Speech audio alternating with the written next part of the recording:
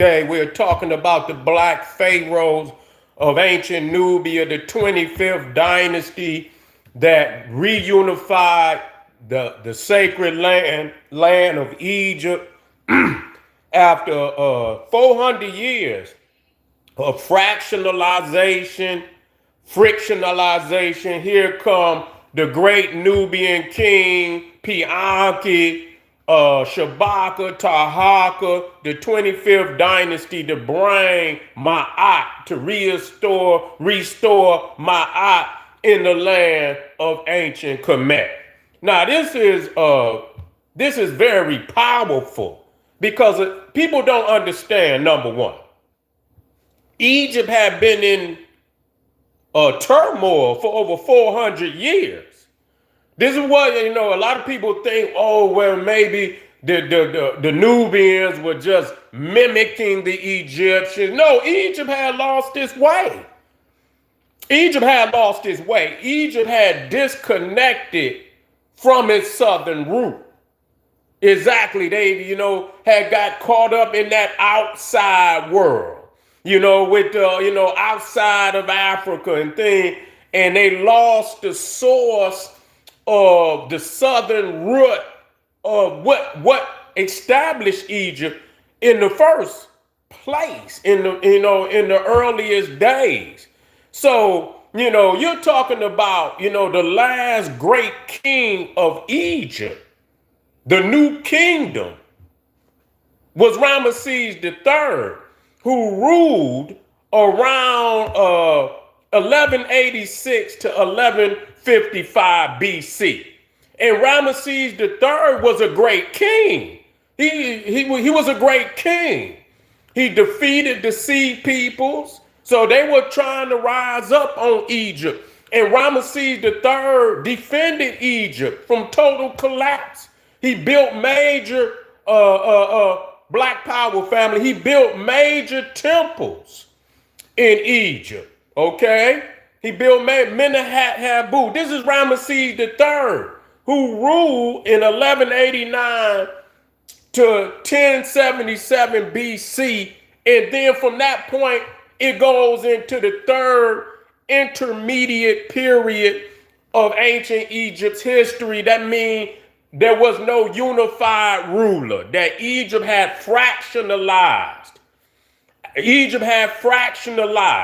So you had a ruler in the north, you had the Libyans ruling in the north, and then you had the priests of Amen ruling from Waset, Thebes, Luxor. So there was no unified king for over 400 years. Do you understand that? So I want you to, when you realize that the Nubians were not mimicking, they were coming with the original culture, the original power, source of power, to reestablish Egypt in the customs of the ancestors. You see, so that the first thing that Pianki did was reestablish the worship of Amen. Amen. You see, because the capital of Egypt during the 25th dynasty was Napata. Napata was the capital of Nubia. You see, it was the capital of Taseti. And it became, now people don't understand that this is empire. This is not just this is empire, because Nubia and Egypt are now one nation. They're one nation. So now this is empire. So these are Pharaoh emperors, you see. And not only that, they went in, had their hand even in the Levant, even into Canaan. You see, they had their hands even there. So they had a powerful hand over the whole region. Now, what's clear was that the 25th dynasty were about that old kingdom. You see, the root of ancient Egypt, they went back to the old kingdom. This is where you get the pyramid building. See, that's why people got to understand. Egypt had been out of pyramid building I mean, you talking about almost 1,000 years. They ain't mimicking, so that means that they had the ingenuity that shows something. That they had the ingenuity to build just like the ancient Egyptians.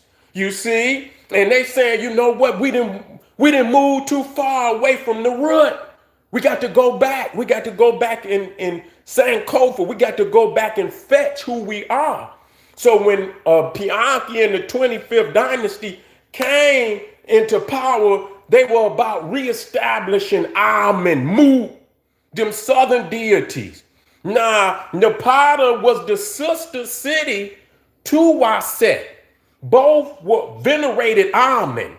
So people don't talk about that. Many Egyptians went to Napata even before the 25th Dynasty to venerate the great god Amen. The mountain in Napata, Jebel Barkal, is the mountain of Amen. And on that mountain, you will see what it looks like is a uraeus cut into the mountain, but it's a natural occurrence, and it looks like a serpent with the crown of Upper Egypt on its head. You see, and they say this is the mountain of Amen, and all Nubian pharaohs were crowned at Napata.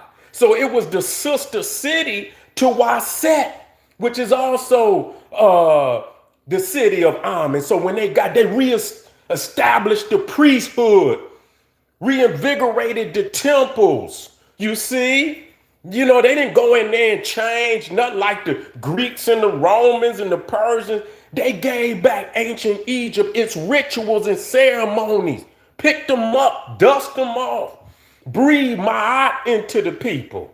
You see, breathe Ma'at back into Egypt. It was the fourth golden age. It was the fourth golden age. People don't understand that. And so you talking about, again, Ta'aka. Ta'aka, you know, even in the Bible, it speaks of Ta'aka. Because, you know, even though it's allegory, it speaks how Ta'aka had to come up there and lay his hands on the Assyrians. Because, you know, people understand that what they call Canaan or what they call Israel later on was the doorway into Africa, and that these were sister nations, Phoenicia. And so when you attack Canaan, if you attack Phoenicia, then we understand you coming into Africa next. So the Africans would always come up to defend their brothers and sisters in Canaan, in the Levant. You know what later in the Bible became Israel. You see, and so you talking about Ta'aka rule from 690 to 64 BC. You see, and he built this kiosk. I seen it, but it has fallen down. I don't know if they knocked it down. I don't know. You see, they always lying and, you know, about, they always lying about what happens to, you know, a lot of the artifacts in temples in Egypt. But he built the largest kiosk, and it's a temple without walls. What does it? It's just columns and a roof on the top. And what it does, because it's open space, you got the columns, you got the roof, and there are ceremonies that's performed. It's almost like if you was outside and you had a marriage and they get up under a kiosk, and it provides like a sacred space. Even though you're out in the open, it provides a sacred space for a ceremony, you know, and it gives you, you know, even if it's small, it gives you, you know, a sacred space to perform the ceremony. And so Ta'aka builds the largest kiosk, I believe, in ancient Egypt. You see, most definitely in that temple of the great temple of Karnak.